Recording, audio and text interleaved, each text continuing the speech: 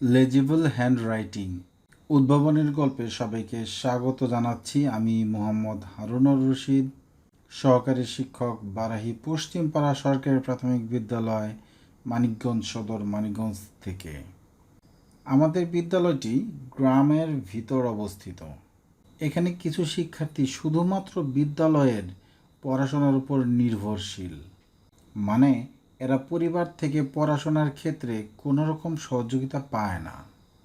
কয়েক বছর আগের কথা, দুজন শিক্ষার্থী পঞ্চম শ্রেণীর সমাপনী পরীক্ষায় অকৃতকার্য হলো। বিষয়টি আমাদের সকল শিক্ষককেই খুব পীড়া দিল। ফলাফল বিশ্লেষণে দেখা গেল এ দুজন শুধুমাত্র ইংরেজিতে অকৃতকার্য হয়েছে। আমাদের বিদ্যালয়ে 6 জন শিক্ষক, পঞ্চম শ্রেণীর বিষয়ও 6টি। প্রত্যেকে আমরা পঞ্চম শ্রেণীর একটি করে ক্লাস নেই। আমি আগে গণিত নিতাম, সে বছর স্বপ্রণোদিত হয়ে ইংরেজি ক্লাসটা চেয়ে নিলাম। সেই থেকে পঞ্চম শ্রেণীর ইংরেজি ক্লাসটা আমার স্থায়ী হয়ে গেল। সমাপনী পরীক্ষায় ইংরেজিতে খারাপ করার কারণ অনুসন্ধান করা শুরু করলাম। যে কারণগুলো পেলাম তার মধ্যে অন্যতম প্রধান কারণ ইংরেজি হাতের লেখা পঠনযোগ্য নয়। অধিকাংশ শিক্ষার্থীর letter, word space, line space কোনো কিছুই ঠিক নেই। পঞ্চম শ্রেণীর ক্লাসে একদিন শিক্ষার্থীর নিজের নাম, মায়ের নাম এবং বাবার নাম ইংরেজিতে লিখতে দিয়েছিলাম। তো একজন শিক্ষার্থী লিখেছে এরকম, পড়তে পারছিলাম না, পদা পড়ব না পাদা পড়ব। পরে জিজ্ঞেস করে জেনে নিতে হয়েছে তার বাবার নাম হলো পবন। সে বিকে ভুল করে উল্টো ডি লিখেছে এবং এনের মাথাটা এতই উপরে লিখেছে যে এটা এইচ হয়ে গিয়েছে। এই ছিল লেখার অবস্থা। সিদ্ধান্ত নিলাম যে কোনো উপায়ে হাতের লেখা ঠিক করতে হবে। বছরের শুরুতেই অর্থাৎ জানুয়ারি মাসেই শুরু হলো শতভাগ পঠনযোগ্য ইংরেজি হাতের লেখা নিশ্চিত করার প্রচেষ্টা। আমি বিশ্বাস করি হাতের লেখা সহজ পাঠ্য হলে সুন্দর হতে বাধ্য। এর জন্য অঙ্ক খাতাই আমি ব্যবহার করি। কোনো শিক্ষার্থীর, কিছু অভিভাবকের এবং কিছু শিক্ষকেরও ধারণা এমন যে ইংরেজি খাতা ছাড়া ইংরেজি হাতের লেখা ঠিক করা সম্ভব নয়। আমি এটা বিশ্বাস করি না, বিশেষ করে পঞ্চম শ্রেণীর বেলায় তো নয়ই। ইংরেজি খাতার প্রয়োজনীয়তা আমি অস্বীকার করছি না, কিন্তু সমাপনী পরীক্ষা কিংবা সাময়িক পরীক্ষা তো আর ইংরেজি খাতায় নেওয়া হয় না। এছাড়া আমার আরেকটি পর্যবেক্ষণ হচ্ছে, কিছু শিক্ষার্থী ইংরেজি খাতায় সাবলীলভাবে ও সুন্দর করে লিখতে পারলেও পরীক্ষার খাতায় পারে না, কারণ পরীক্ষার খাতাটি গণিত খাতা। তাই ইংরেজি হাতের লেখা সহজ পাঠ্য করার জন্য আমি গণিত খাতাই বেশি পছন্দ করি এবং শিক্ষার্থীদের গণিত খাতাতেই চর্চা করাই। নামের প্রথম অক্ষর বড় হাতের হয়, ঠিক আছে? এই যে একটা, এগুলো ছোট হাতের, আবার একটা বড় হাতের, এইভাবে হবে না, শুধু প্রথমটা বড় হাতের, বাকিগুলো ছোট হাতের, ঠিক আছে? আচ্ছা, লেখা পড়া যায়, আগের চেয়ে পড়া যায়, এটা হলো ভালো। এবার মূল কৌশলে আসা যাক। প্রথমে আমি বোর্ডে এভাবে দাগ টেনে একটি বাক্য লিখি, a quick brown Fox jumps over the lazy dog. এই বাক্যটির সাথে আমার প্রথম পরিচয় হয়েছিল কম্পিউটারের টাইপিং প্র্যাকটিসের সময়। বাক্যটির বিশেষত্ব হলো ইংরেজি বর্ণমালার 26টি লেটারই এখানে আছে। এই বাক্যটি বারবার লিখলে খুব সহজেই স্মল লেটারগুলো ঠিক হয়ে যায়।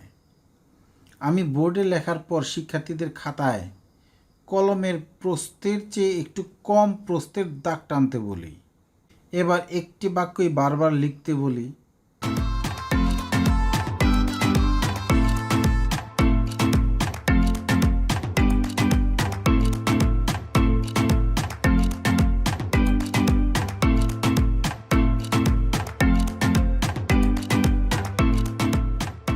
যেসব লেটারের কিছু অংশ দাগের উপরে উঠে তাকে আমি বলি হেড, এবং যেসব লেটারের কিছু অংশ দাগের নিচে নামে তাকে আমি বলি টেল।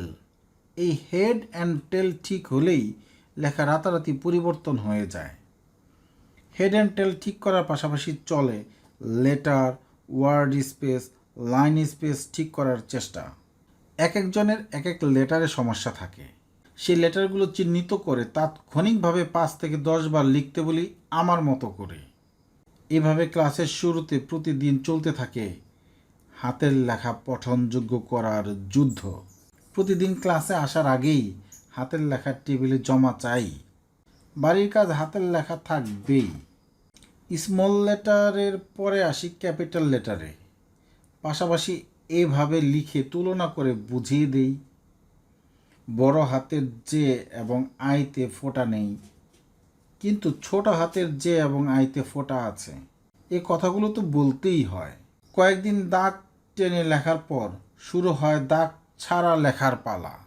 এ পদ্ধতিতেও দু একজন হাতের লেখা ঠিক করতে পারে না, তাদের জন্য আরেকটি সহজ কৌশল প্রয়োগ করি। আর সেটা হলো, যাদের হাতের লেখা সুন্দর তাদের খাতার পৃষ্ঠা ছিঁড়ে দুর্বলদের দিয়ে দিই।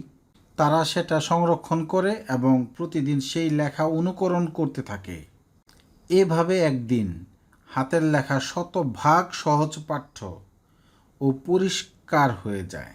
সেই দিন আমি ছবি তুলে উদযাপন করি। উদযাপন বলতে শুধু ছবি তোলার মধ্যেই সীমাবদ্ধ ছিল। ফেসবুকেও পোস্ট দিতাম, ক্লাসে গিয়ে বলতাম আজ হাতের লেখার দিন।